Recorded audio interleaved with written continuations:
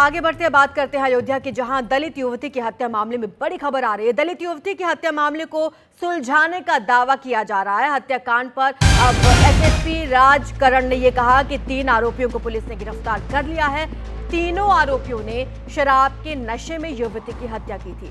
गांव के ही एक स्कूल में यह हत्या हुई थी, ऐसा पुलिस ने बताया। हत्या कर शव को नाले के पास फेंक दिया गया था, ऐसा दावा किया जा रहा है। तो कुल मिलाकर बता दें कि पुलिस ने यह दावा किया है कि हत्या की गुत्थी को सुलझा लिया गया है। अयोध्या में दलित युवती की हत्या हुई थी, जिस पर खूब सियासत भी हुई। अब इस मामले में बड़ी खबर आ रही है कि दलित युवती की हत्या मामले को सुलझाने का दावा पुलिस कर रही है। एसएसपी राजकरण ने यह कहा कि 3 आरोपियों को पकड़ा गया है, गिरफ्तारी इनकी हो चुकी है। तीनों ने शराब के नशे में युवती की हत्या की थी। गांव के ही एक स्कूल में पहले हत्या की गई। पुलिस ने यह कहा कि हत्या करने के बाद फिर नाले के पास शव को फेंक दिया गया था।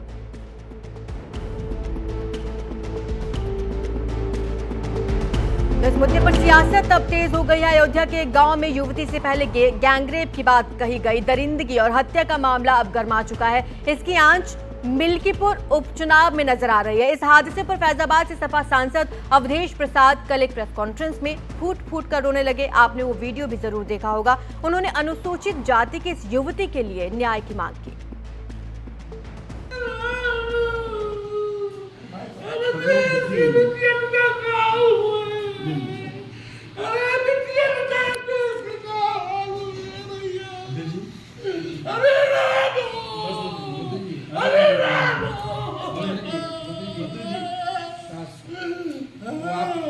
आप उसकी लड़ाई लड़िए, लड़ाई लड़ी जाएगी, सब लोग साथ लड़ाई को आप लड़ेंगे, उसको न्याय उसके बदले दिलाया जाएगा।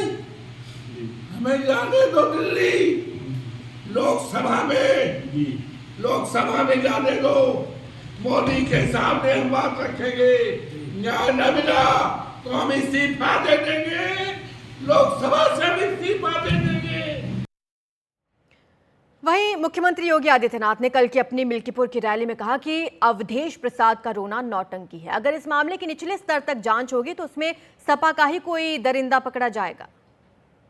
और याद करना, अयोध्या में भी कल एक बेटी के साथ घटना घटित हुई है।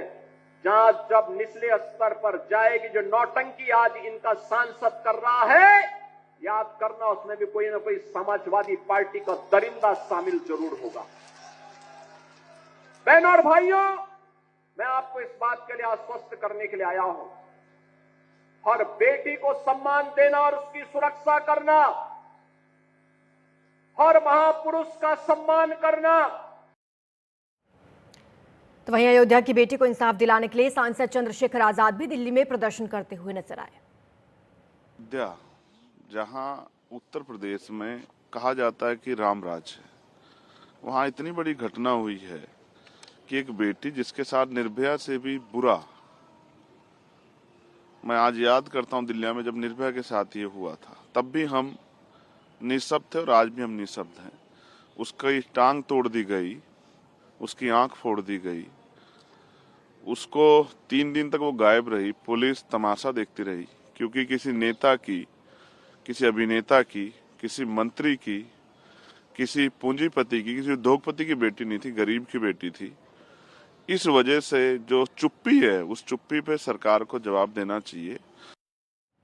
हमारे सहयोगी पंकज झा हमें ज्यादा जानकारी देंगे। पंकज, खूब सियासत हो रही है इस मामले में और इधर पुलिस ने दावा किया है कि आरोपियों को पकड़ लिया गया है। आगे क्या अपडेट आई थी जिस दिन इस 22 साल की जो दलित युवती की बात आई थी, हत्या की, ये बात 1 तारीख को है। उसके बाद से चूंकि मिल्कीपुर बगल की विधानसभा सीट है, वहां पे 5 फरवरी को मतदान होना है।